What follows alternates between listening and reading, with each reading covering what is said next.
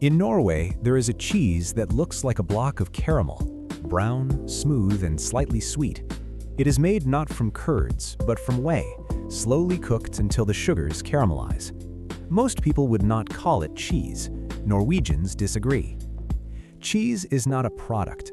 It is a decision humanity made independently on every continent and arrived at the same answer every time.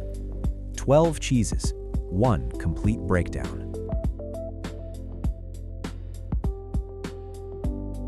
Real mozzarella was never meant to travel. Mozzarella di bufala campana is made from the milk of water buffalo raised in southern Italy. The curd is submerged in hot water and stretched by hand, a technique known as pasta filata. The protein strands align into parallel layers, trapping moisture inside. That is why fresh mozzarella is eaten the day it is made. Within hours, the texture begins to change. Some foods improve with time. Mozzarella is not one of them. Cheddar looks simple. The process behind it is not. During production, the curd is cut, stacked, and repeatedly turned under its own weight, a step known as cheddaring.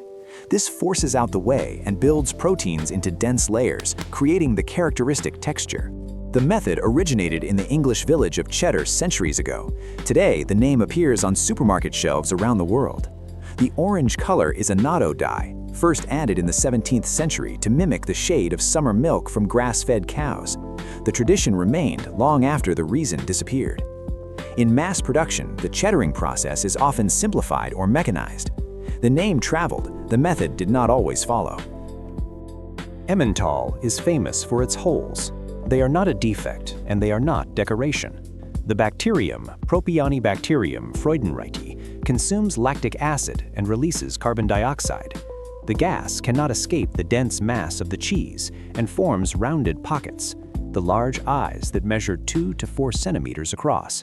The size of the holes depends on aging temperature and acidity. Emmental has been produced in Switzerland since the 13th century. It gave its name to an entire style, Swiss cheese, now made around the world. Without the original bacterium, there is no original result.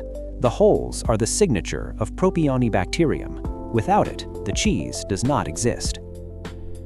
Brie became royalty through diplomacy, not dairy. At the Congress of Vienna in 1815, where European powers were redrawing the map after Napoleon, the French diplomat Talleyrand organized an unofficial cheese tasting. The Austrian prince Metternich presided. Brie de Meaux was declared the finest. No official record exists, but the informal title of King of Cheeses has held ever since. The soft white rind is living Penicillium camemberti mold. It continues to ripen after the cheese is cut. A ripe brie runs. An overripe one smells of ammonia. France was losing politically. It won the table. Parmigiano-Reggiano is not simply cheese. It is a controlled ecosystem. Production is governed by a standard unchanged since 1955. Only raw milk from the provinces of Parma, Reggio Emilia, Modena, Bologna, and Mantua. No additives, no pasteurization. Aging lasts a minimum of 12 months, often 24 or 36.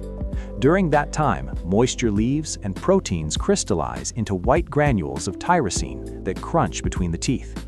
Every wheel is inspected. Those that fail the standard are stripped of the name, the consortium mark is removed, and the cheese is sold without it. In Italy, the label is not branding, it is certification. Feta was not simply protected, it was fought over. For decades, producers across Europe used the word feta for any white cheese stored in brine.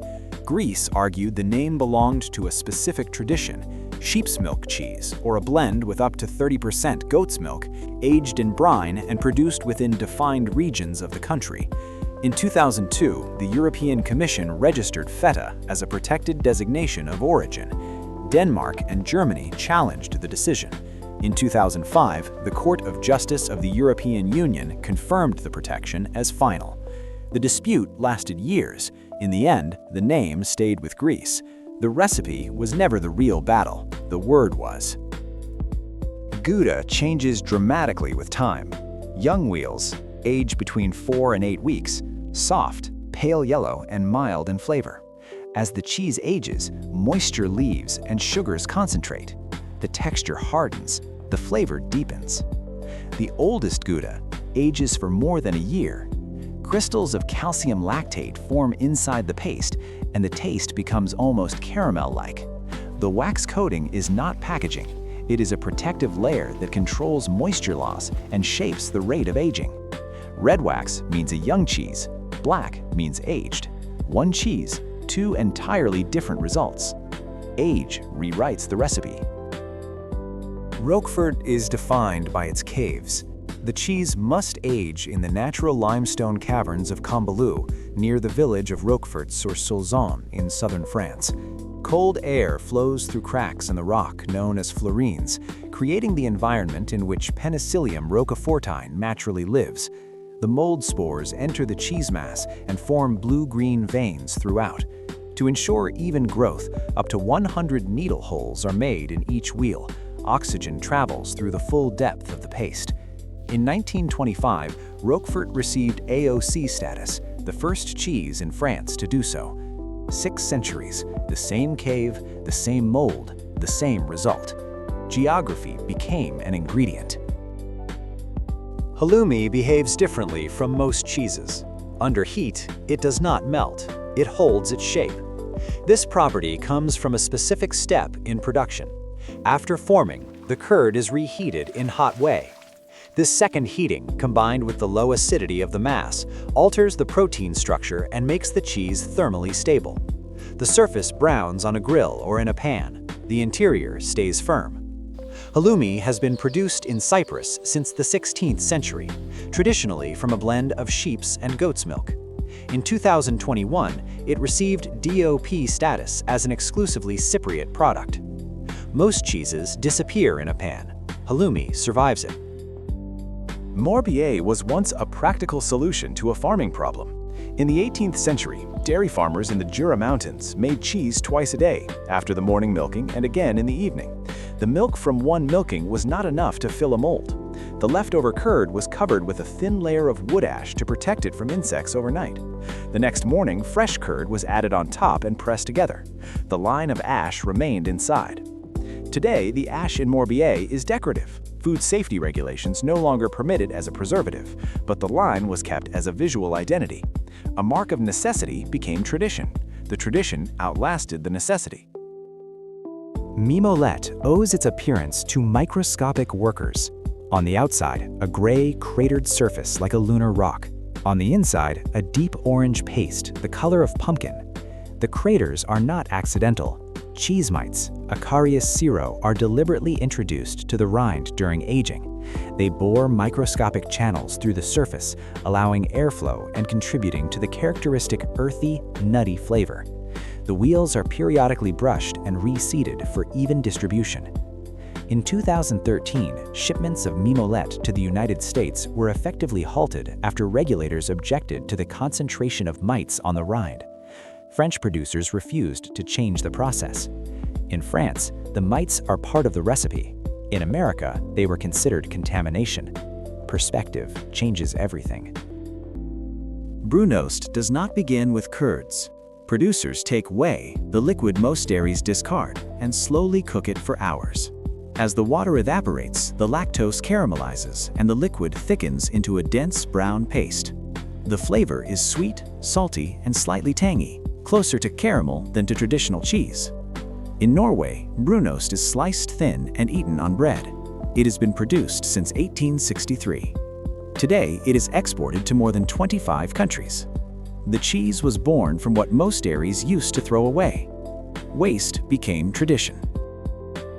Unique fact: 3,200 years ago, cheese was placed inside a tomb. In 2018, archaeologists studying the burial chamber of Ptolemys, a senior official in ancient Egypt under the pharaohs Seti I and Ramesses II, discovered a broken clay jar containing a hardened white substance. Proteomic analysis confirmed the material was cheese made from a mixture of cow, sheep, and goat milk. The findings were published in the journal Analytical Chemistry. It is the oldest solid cheese ever identified. The jar had been placed in the tomb as a funerary offering, food for the afterlife. Traces of the bacterium Brucella melitensis were also detected, a pathogen that causes brucellosis. 3,200 years later, it was still present in the sample.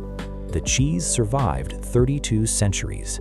The danger inside it did not expire.